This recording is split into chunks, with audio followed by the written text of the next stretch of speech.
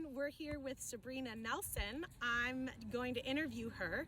She recently went backpacking with me for the first time, and I thought she could share some helpful tips for other folks that might want to backpack for the first time. All right, so Sabrina, will you introduce yourself for the camera? Hi everyone, my name's Sabrina Nelson. I use she, her, and hers as my pronouns. They and them are fine. Excited to hang out with you for a bit. Thanks, Sabrina, for being here. I've got some questions for you, and I think they're questions that a lot of folks want answered. The first is, I'll make a statement. You and I went backpacking together on the John Muir Trail recently. And can you tell folks what it was like for the first time and maybe what intimidated you about the process? Yeah, good question. It was epic. Words do not describe how amazing my experience was backpacking on the JMT. The scenery was outstanding. There was a point when we got to see an area and we were like, gosh, it looks like a manicured golf course, which is really silly that was our construct. So it was a really cool moment to be like, no, golf courses are modeled after spaces like this. So that was just really exciting, really grounding experience to be out in nature. I was intimidated by the preparation for the experience. As someone who's not a big backpacker, I didn't know what to expect, what to pack.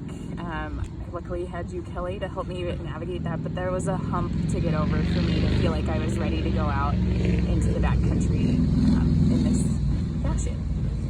Was it physically hard for you? What were some of the hurdles like to get over that? Physically, no. I think it was more mentally challenging at some points than it was physically. I walk, I jog, sometimes swim, and do minor body weights, and so I feel like that was enough preparation for me to get into the backcountry and to carry a pack and such. The mental piece was just getting over some hurdles that I created in my head, which were really rewarding to come through, especially in community with people I was backpacking with. Was there anything that scared you while you were in the backcountry? Oh yeah. I struggled going down a boulder field, I suppose. Body just felt uneasy. My mind got really overwhelmed. I think that was just harder for me with my own balance and such,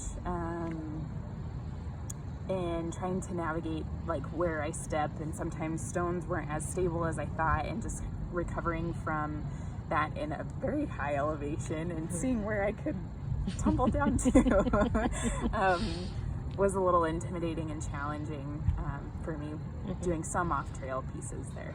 So it wasn't like the bears and the spiders and the critters that really got to your head? No, it was more so just my own physical limitations that I created in my head. Although there were a ton of mosquitoes that I felt really underprepared for. So make sure you look into the forecast and understanding which critters might be around and be prepared for it, because I wish I had some bug repellent. Let's see. Another thing that really kind of deters folks from hanging out overnight in the woods is the thought of losing some of those creature comforts. How did you get over not having a bed or a toilet? Is that something that you got used to, or that you feel like, again, was something you prepared for in your mind? I think I was ready for that going in, so I wasn't too intimidated by not having a bed. And so I think it was pretty easy to adjust, because I had kind of amped up in my body that I would be sleeping in a tent and on the ground with just a mat. So it didn't take me too long to get adjusted to that reality. What advice would you give to anyone that's just starting to think about doing something like hiking the John Muir Trail, or maybe just getting overnight out in the Laguna Mountains for an evening? Great. My advice would be to make sure that you're having fun while you're doing this. The moment that you're not having fun, you're probably too far beyond your learning or comfort zone, or comfort and learning edge. So make sure that you're still having fun as you're doing this.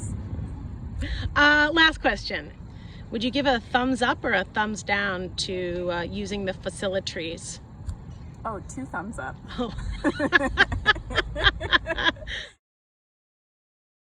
Thanks so much for talking with us today, Sabrina.